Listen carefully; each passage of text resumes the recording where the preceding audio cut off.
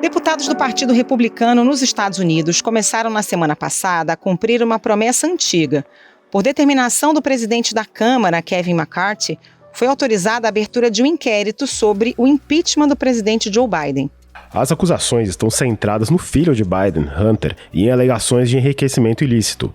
Desde os processos de impeachment contra Donald Trump em 2020 e 2021, os aliados do ex-presidente prometem vingança contra os democratas.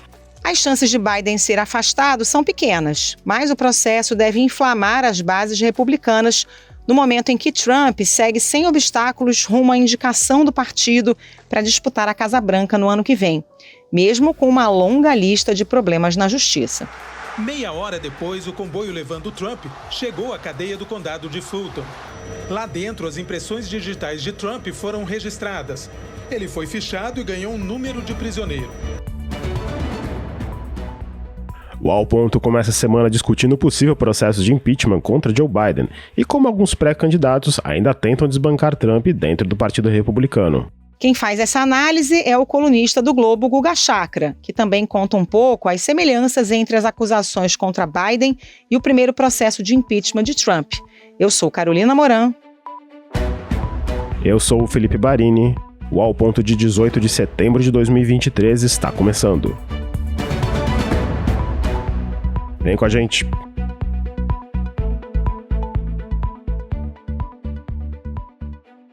Guga Chakra, como sempre um prazer tê-lo aqui no Ao Ponto. E na semana passada os republicanos eles cumpriram meio que uma promessa que vinha dos tempos da campanha ainda presidencial e legislativa de 2020 e 2022, que era a investigação do impeachment de Joe Biden. Até agora não está muito claro o que eles estão alegando, assim, as alegações são um pouco até questionáveis, inclusive em entrevista na TV. Tenta explicar pra gente o que eles querem dizer que merece um processo de impeachment contra o presidente Joe Biden. Bom, oi Barini, oi Carol, um abraço aos ouvintes.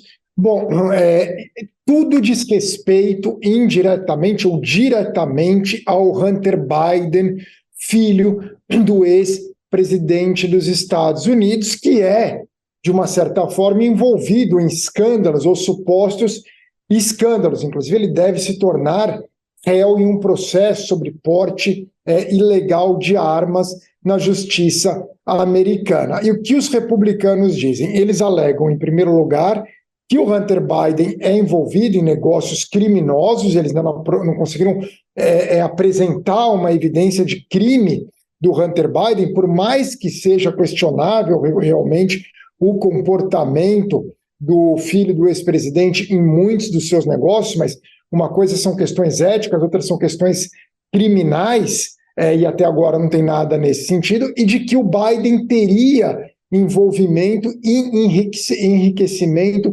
ilícito do filho dele ou da família Biden como um todo. E ao que eles dizem ser evidências, por exemplo, um depoimento no qual um sócio do Hunter Biden, diz que o filho do ex-presidente, às vezes, colocava o pai no alto-falante quando estava ali num almoço de negócios para mostrar que era filho do vice-presidente dos Estados Unidos, na época, né, do presidente Barack Obama. O Biden era vice-presidente, mas essa mesma testemunha diz que em nenhum momento, embora seja realmente questionável isso que o Hunter Biden fazia e Joe Biden aceitar, em nenhum momento o Biden participou de conversas ou esteve envolvido nos negócios.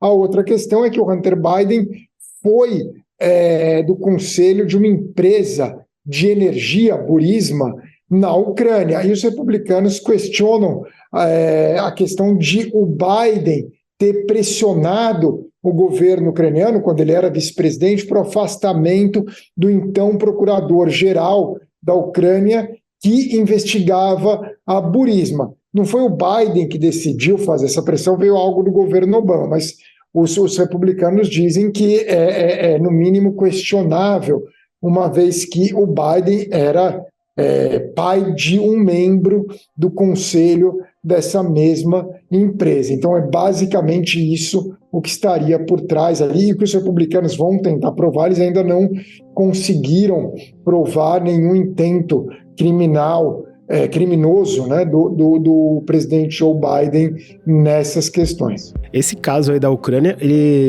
ironicamente, ele tem até a ver com o primeiro processo de impeachment contra o Donald Trump, que foi por causa daquela conversa com o presidente Volodymyr Zelensky em 2019 ainda.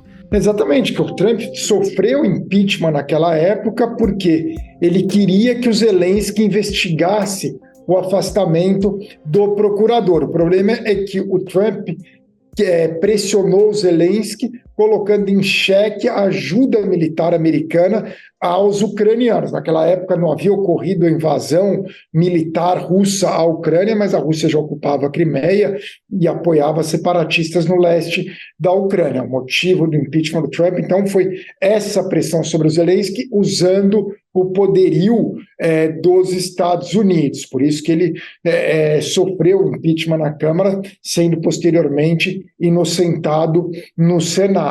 Então, realmente, são ligados. E alguns republicanos dizem que, no final, o Trump estaria certo, que não condiz com a realidade, tampouco com motivação do impeachment do Trump.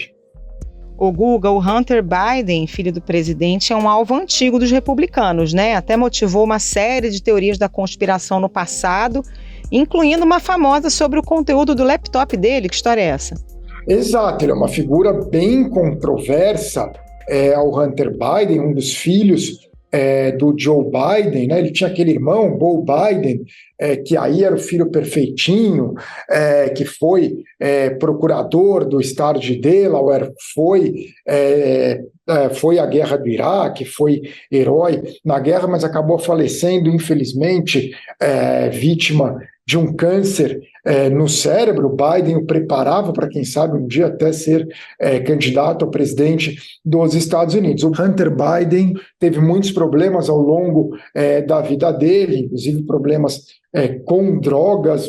Isso ninguém nega, o próprio Biden assume. Lembra que muitas famílias têm membros com problemas com o uso de drogas e que ele apoia o filho na tentativa de superar esses problemas. Aí tem essas questões dos negócios dele, que ele teria usado o fato de ser filho de um vice-presidente dos Estados Unidos e antes senador da República para avançar nos negócios dele. Na vida pessoal há outras questões. Por exemplo, ele tem uma filha fora do casamento que ele não reconhecia, só mais recentemente passou a reconhecer. Também teve a questão que logo depois que o irmão morreu, aí claro, é do âmbito pessoal dele, mas que muitas pessoas questionam, que ele teve um relacionamento com a viúva do irmão e que até teria começado, talvez, quando o irmão ainda era vivo, e ele acabou também, e ele era casado e acabou largando a mulher para ficar com a viúva do irmão, que ele largou também logo na sequência.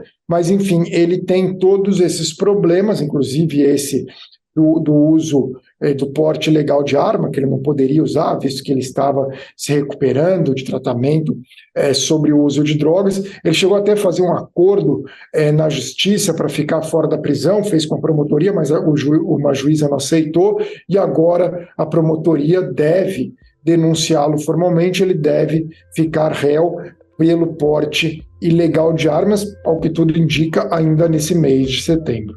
Agora, falando da investigação em si, tem alguma chance disso chegar a plenário? E, se acontecer, poderia até repetir, ao seu modo, o cenário do primeiro processo de impeachment de Trump, que ocorreu em meio à campanha de 2020, quando, no caso, era o Trump, o primeiro daqueles dois processos contra ele? Olha, tem tudo para passar, né, nas comissões responsáveis pelo impeachment na Câmara, e se for ao plenário, os republicanos possuem maioria. O problema é que há republicanos mais moderados em distritos que são chamados de swing, sem predomínio democrata ou republicano, que não querem votar a favor do impeachment do Biden. Alguns já disseram, inclusive publicamente, que não há evidências contra o presidente, pelo menos por enquanto. Então existe, em primeiro lugar, a chance de ir para o plenário e com os votos dos democratas, mas alguns republicanos, não precisa de muitos, de não passar o impeachment. Nesse caso, seria diferente dos dois processos de impeachment contra o Trump, que foram aprovados na Câmara. Mas, supondo que todos os republicanos, ou que uma maioria republicana vote a favor do impeachment do Biden, iria para o Senado. Aí seriam necessários 2/3 para condenar o Biden. E isso não vai acontecer. Os democratas possuem maioria no Senado, levando em conta que tem 3 independentes que votam com os democratas, mas, além disso, para ter 2/3, teria que ter, além de reverter democratas, com certeza alguns republicanos, como Mitt Romney, que anunciou a aposentadoria da política na semana passada, não vai concorrer às eleições do ano que vem, mas figuras como ele não votariam a favor do afastamento do Biden. Então não há a menor possibilidade de o Biden ser afastado do cargo. Pode até ser que ele sofra impeachment na Câmara, mas não vai ser afastado, assim como Trump tampouco foi. Uma figura central nesse caso é a do presidente da Câmara, Kevin McCarthy, que até agora vinha relutando em dar ouvidos aos pedidos de impeachment de Biden. Essa pode ter sido uma estratégia para tentar apaziguar os ânimos dentro do partido, ainda mais agora há poucos dias do fim do prazo para uma decisão sobre o orçamento do governo? Foi por isso, muito provavelmente, que o Kevin McCarthy acabou aceitando abrir um inquérito sobre o impeachment do presidente Biden. Foi para apaziguar a ala mais de extrema-direita, né, vamos colocar assim, do Partido Republicano na Câmara, para aí conseguir facilitar na questão do orçamento e evitar, né, que o fechamento na prática, né, do governo americano, que não teria como exercer seus gastos, os compromissos que eles têm com gastos. Então, foi a forma que ele encontrou. Então, apazigua nessa questão, dá para eles o tema do impeachment, eles ficam com isso. O impeachment, Kevin McCarthy sabe que no final o Biden não será afastado, mas ele evita o fechamento do governo americano, que poderia trazer prejuízos para o Partido Republicano e para os Estados Unidos como um todo, né? Existe também uma dose de alguma responsabilidade pela parte do Kevin McCarthy, que é um político um pouco assim normal, que esse pessoal da ala da extrema-direita republicana são políticos do caos, né? Eles querem realmente o caos. Então, ele deu isso para eles, mas mesmo assim pode ter efeito não muito positivo para os republicanos no longo prazo, especialmente para aqueles republicanos de distritos de swings, né, sem predomínio democrata ou republicano. Agora, já pensando no ano que vem, os republicanos já estão usando esse início de investigação de impeachment do Biden a seu favor na corrida do ano que vem?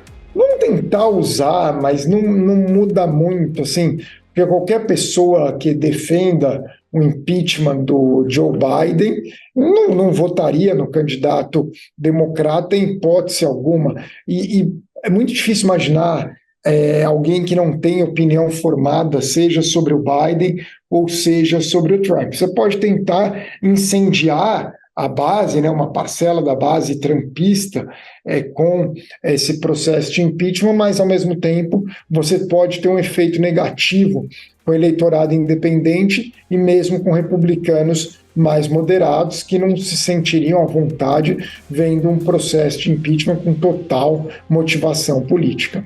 A gente já viu que já está, a canais como a Fox News, como a One America, já estão a todo vapor com o assunto. Esses canais, a Fox News, One America, Newsmax, eles já não cobrem muito os processos contra o Trump. Quer dizer, a Fox News tem que diferenciar os programas jornalísticos normais que eles têm ao longo do dia dos programas que são opinativos, tanto às 5 da tarde, com o The Five, como os programas a partir das 7 horas da noite. Aí esses daí eles não abordam muito os processos contra o Trump, eventualmente noticiam algo, mas logo já saem atacando os democratas e começam a falar sempre do Hunter Biden, sempre rapidamente chega no Hunter Biden. Então eles já falam do Hunter Biden há muito tempo, sim. Eu até brinco que parece que ele é o maior bandido da história dos Estados Unidos, o maior criminoso, a pessoa mais odiada desde Osama Bin Laden, né? Um negócio disputando ali com a Hillary Clinton na visão de certos setores mais extremistas do Partido Republicano, que odeiam Hunter Biden como odiavam a Hillary, odeiam ainda, né, a Hillary Clinton. O Guga, até que ponto isso pode afastar as atenções dos vários processos judiciais que o Donald Trump está enfrentando e que podem ser concluídos já na fase das primárias republicanas no ano que vem? A justiça existe, o Trump já é processado e haverá os julgamentos. Talvez ele seja inocentado. A gente não pode descartar essa possibilidade, mas talvez seja condenado. Se ele for em qualquer uma das duas possibilidades, não tem como não noticiar ou como evitar falar do Donald Trump. Mas sim, o processo de impeachment mais o julgamento do Hunter Biden, que é a proposta ilegal de arma, uma coisa que os republicanos são super a favor, que a pessoa possa ter arma em qualquer circunstância, eles vão tentar usar, mas não devem conseguir um efeito muito maior do que o já existente. Eles conseguem desviar o assunto para o Hunter Biden, mas o impeachment não vai alterar muito um cenário já existente. Queria aproveitar que a gente está falando dos processos do Trump. Entre os eleitores republicanos, parece que nenhum deles está fazendo muito efeito, né? Ele lidera todas as pesquisas com folga. Aquela ideia que ele mesmo jogou em 2016 de que ele poderia atirar alguém na rua e continuar a ser eleito, segue valendo. Segue valendo. Ele ainda é líder absoluto. No começo do ano, o Ron DeSantis chegou a se aproximar do Trump. Houve uma expectativa de que ele pudesse ultrapassar, mas ele cometeu uma série de gols contra e acabou se enfraquecendo na disputa das primárias republicanas. Ainda está em segundo lugar, mas em franca decadência o governador da Flórida, pelo menos por enquanto. Então o Trump está sólido em primeiro dos outros candidatos, como a ex-governadora da Carolina do Sul e ex-embaixadora da ONU, Nikki Haley, o ex-vice-presidente Mike Pence, o ex-governador de New Jersey, Chris Christie, nenhum deles tem pego tração. Tem o Vivek, que é um jovem candidato que cresceu um pouco, mas nenhum deles ameaça, pelo menos por enquanto, o Donald Trump. O Vivek foi o que apresentou as teorias sobre o 11 de setembro? É ele mesmo, ele é um jovem, ele é bem polêmico, tudo, então ele acaba conseguindo chamar atenção e se destacar em relação aos outros pré-candidatos republicanos, mas é muito difícil. Agora, claro, especialmente o caso da Nikki Haley, fica aquela expectativa, e o do Ron DeSantis, que se algo acontecer com o Trump, eles estão prontos ali para se tornarem os candidatos republicanos. Mas, nesse momento, claro que é uma coisa sempre super fluida, primária. Quem diria 2008, nesse momento, era Giuliani contra Hillary. Todo mundo achando dois candidatos fortes. Falando do Giuliani, que a gente não está pensando no Giuliani de hoje, né? Esse gangster, tudo, que é advogado do Trump, envolvido em uma série de processos. A gente está falando daquele Giuliani pós-11 de setembro e da Hillary Clinton, senadora. A expectativa de que seriam os dois. E foi uma surpresa o McCain acabar candidato republicano, e o Obama, embora já fosse um nome forte, a expectativa é de que ele ficaria em segundo lugar e seria candidato a vice da Hillary. Mas ele acabou superando a Hillary nas primárias. Então sempre existe, ou o Trump em 2016 também achavam que seria o Jeb Bush, o Marco Rubio, o Ted Cruz. O Trump surpreendeu a todos nas primárias, e para não esquecer, quase que o Bernie Sanders supera a Hillary Clinton em 2016, e o Biden em 2020 também foi uma surpresa já durante as primárias. Ele ficou em quinto lugar em New Hampshire, nas primárias. Em Iowa ele tinha ido mal, de repente ele ganhou na Carolina do Sul e embalou, mas falavam, será que vai ser o Bloomberg, Mayor Pete e tal, você tinha toda uma discussão. Então, primária é fluido, mas como o Trump é uma figura muito conhecida e o Biden também, eles são francos favoritos para serem os candidatos dos respectivos partidos. Apesar da campanha estar ainda em estágios iniciais, alguns nomes parecem querer ganhar eleitores e reduzir desvantagens na base do grito e de promessas um tanto quanto peculiares, né, Guga? Um deles foi o governador da Flórida, Ron DeSantis, que disse na semana passada que não descarta usar mísseis contra cartéis mexicanos caso seja eleito. Uma declaração dessas, vinda do DeSantis, surpreende? Olha, tem havido uma escalada nas manifestações de políticos republicanos em relação ao México. Isso porque eles querem se contrapor ao Biden, não exatamente na questão de imigração, mas aos gastos do presidente Biden com a guerra da Ucrânia, gastando bilhões em apoio militar, dezenas de bilhões ao governo ucraniano, enquanto os Estados Unidos enfrentam uma série de problemas na fronteira do país, e não só na fronteira, como nas grandes cidades, com a chegada de muitos imigrantes. O prefeito de Nova York, na semana passada, o Eric Adams, falou que a cidade está quebrada, com déficit de 12 bilhões, né, para lidar com mais de 100 mil imigrantes que chegaram nos últimos meses a Nova York.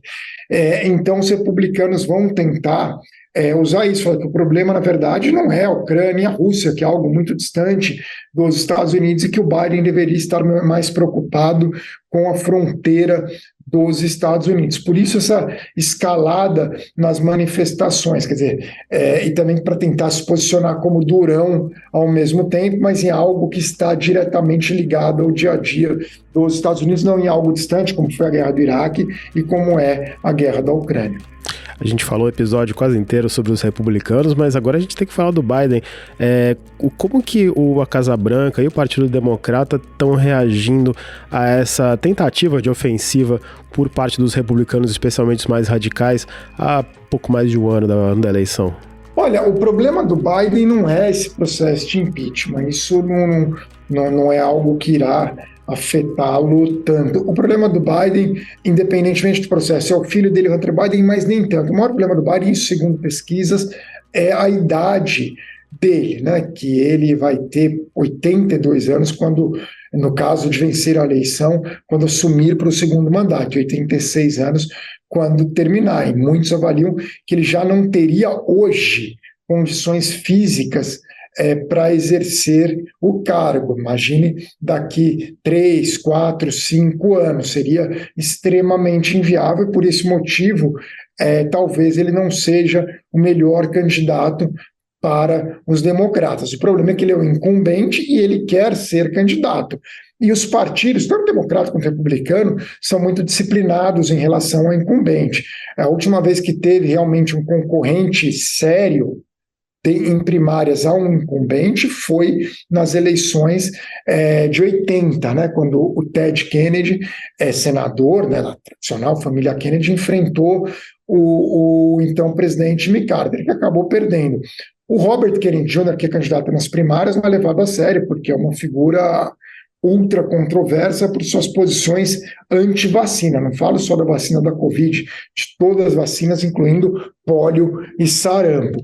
Agora, outras figuras do Partido Democrata, caso Biden desistisse da candidatura, o que não há nenhuma indicação nesse momento de que ele vá fazê-lo, mas se ele desistisse, aí teriam provavelmente primárias abertas. A Kamala Harris provavelmente seria pré-candidata, mas ela é muito impopular. Dois candidatos fortes seriam o governador da Califórnia, Gavin Newsom, e a governadora de Michigan, que é a Gretchen Whitmer. Eles seriam dois possíveis candidatos, pré-candidatos mais fortes, mas você sempre precisa de uma primária para você avaliar a força de um candidato, né? Porque pode surgir de forma inesperada uma figura muito forte. Nunca é demais lembrar o Bill Clinton, em 92, que era desconhecido e conseguiu crescer e se tornar conhecido nas primárias e virar o candidato democrata. Primárias abre espaço para isso, mas com Biden não desistindo da candidatura, esses candidatos do establishment do partido, essas figuras do establishment do partido não vão lançar candidaturas. Apesar de algumas pesquisas sugerirem que nem todos os eleitores democratas estão satisfeitos com a ideia de mais um mandato do Biden, dentro do partido ele parece o nome mais forte, né? Algumas sondagens mostram que ele está, inclusive, à frente do Trump entre os eleitores. Mas essa eleição pode ser, mais uma vez, uma votação mais sobre ser a favor ou contra Trump, né? Uma espécie de plebiscito, do que uma decisão entre os dois candidatos, né, Guga? Sim, aliás, lembrando que o Trump, caso seja eleito, ele superará o Biden como o presidente eleito mais velho da história, né? Porque ele terá 78 anos, ele será mais velho do que o Biden quando o Biden foi eleito. Então, é importante frisar que ele não será tão jovem. E levando em consideração que o Mitt Romney, na semana passada, anunciou, o Mitt Romney, senador por Utah, que foi candidato contra Obama em 2012, foi governador de Massachusetts, ele anunciou a aposentadoria dele da política e falou que o Biden e o Trump deveriam seguir o mesmo caminho. O Romney tem 76 anos para abrir espaço para uma nova geração. Coisa que o Biden e o Trump não vão fazer, não vão seguir os passos do Romney. Mas aí quando a gente lembra da eleição de 2012, ali você votava no melhor, né, no que você considerava o melhor, ou mais em sintonia com a sua ideologia. Se você fosse mais progressista, você votava no Obama, mais conservador no Romney. Mas os dois lados respeitavam muito o outro. Conservadores respeitavam Obama e progressistas respeitavam o Mitt Romney. Agora não, literalmente uma eleição sobre a figura do Trump. Sempre gosto de brincar que a maior qualidade do Joe Biden é não ser o Trump.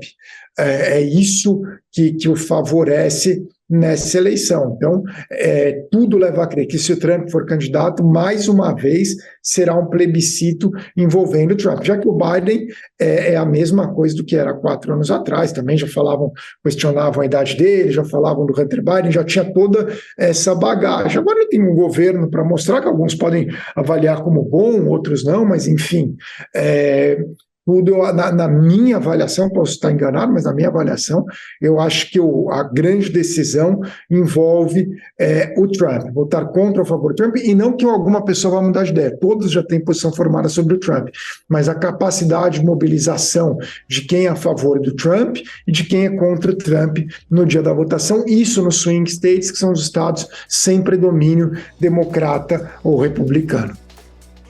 Guga, é sempre um prazer tê-lo aqui no podcast. Volte sempre. Valeu, Guga. Obrigada. Imagina, sempre conta comigo. Um abraço, Barini. Um abraço, Carol.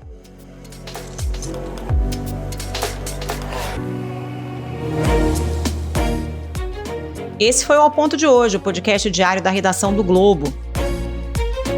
Nessa conversa, a gente conta com a participação de toda a equipe do jornal, as mesmas pessoas que levam até você informação e análise de qualidade todos os dias. Quer saber mais? Assine o Globo. Acesse assineoglobo.com.br e confira todas as notícias e reportagens especiais.